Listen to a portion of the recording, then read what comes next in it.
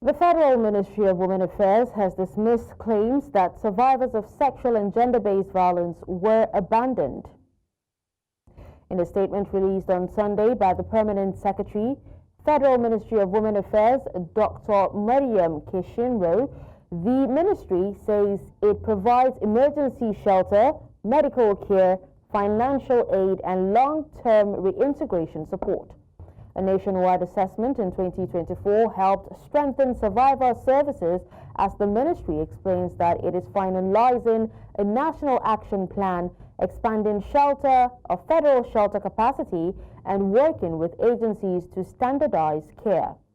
Authorities urge the public to ignore misleading reports, reaffirming their commitment to protecting and empowering survivors by offering temporary shelter and financial aid.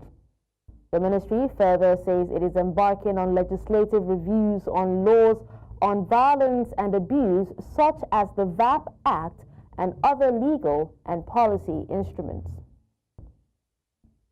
To discuss this, we are joined by Maxwell Opara, an Abuja-based legal practitioner and human rights activist.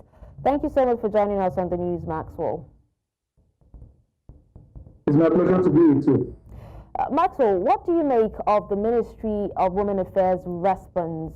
Does it adequately address the concerns raised in the viral video where you led the protest? Yes, of course. A couple of days ago, I led some people to carry out protests at the Federal Ministry of Women Affairs with respect to some issues that has to do with defilement of children, rape, and what have you. So that when we carry out the protest, I decided to carry out that protest because of my previous experience in the ministry, where I've been writing series of letters and nobody responded. So incidentally, I discovered that since the inception of the current administration of this Federal Ministry of Women Affairs, headed by Hajia Imam Ibrahim. So I have not written any letter. So going by when she resumed office and the time I wrote my last letter. So we came there, carried out the protests. So we are welcomed. Our letter of protest we have received. So when we now get into the building proper, the ministry was able to establish what they have been doing to improve what we are complaining about, the legal framework, Child Rights Act, VAPP, how we have constituted a committee. In fact, our even comment, they have to incorporate us in the committees that will look at the legal framework so as to address all these issues. We also need to understand that since she resumed upon her resumption, she rushed to the shelter where all these children are being kept, and also took up some renovations and initiatives with respect to the shelter. And we know that we are not where we're supposed to be.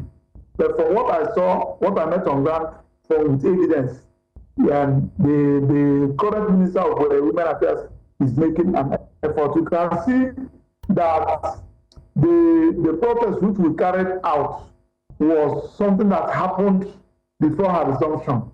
But on our meeting with her, together with the staff, with evidence, because I'm a lawyer, I go by evidence, we're able to see exactly what she has been doing. Okay, Maxwell. And we want to commend her, and we also encourage her to do more. Maxwell, can you hear me? Especially on the area of... You can hear me, Maxwell. The ministry claims that it does not operate a formal shelter, but, provides a makeshift safe space. How does this align with best practices, for supporting victims of sexual violence? Pardon?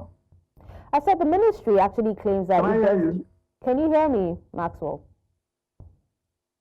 I can hear you loud and clear now. I said the ministry claims that it does not support, it does not operate a formal shelter, but provides a makeshift safe space, especially for those, who have suffered or the victims of sexual violence.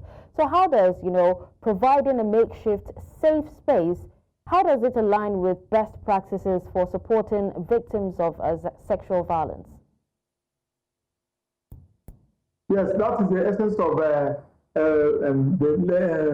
amending the legal framework. I'm talking about the Child Rights Act and the VAPP Act, so that all these issues will be in line with the best practices. Of course, if we have it in our law, and we have how it will be run in our law, it will go a long way for sorting these issues out. But from what we have now, she is doing it based on the resources available to her. And also, she also let us to know that the president, for the first time, increased their budget. I believe going forward, there will be an improvement. And also, the only area where she's even having challenges is because we continue to hammer off those perpetrators, those persons that will defile a 3-year-old child, a rape 12-year-old child, and infected with HIV. So the prosecution of those perpetrators is not within their own reach, it's with NAPTIP and the Federal Minister of Justice. And they should also let us know how collaborative efforts they are putting in place, so that once these people are being arrested, the Federal Minister of Women Affairs should follow the case up and to ensure that it's being prosecuted to the logical conclusion. Well, we hope that that definitely happens. So thank you for your time, Maxwell.